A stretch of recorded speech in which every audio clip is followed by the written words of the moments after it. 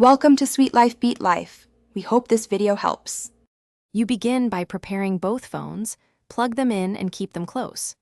Make sure you're signed into the same Apple ID and that Bluetooth and Wi-Fi are active, because the transfer uses them to discover devices. Once done, update iOS and run a fresh iCloud or iTunes backup if you prefer a wired restore.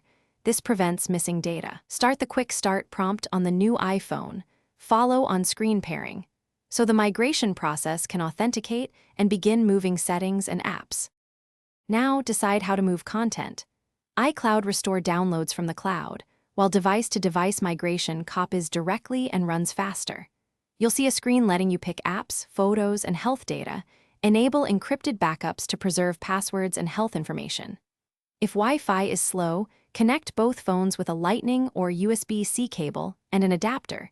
This speeds transfer and reduces dropouts. While the transfer runs, keep phones awake and connected. Do not force close apps or interrupt the process. Finish by letting the new iPhone complete app downloads and background setup. You'll need to sign into some apps and reauthorize services, so have passwords handy. Once done, verify messages, photos, contacts, and health entries. Make sure settings and mail accounts match.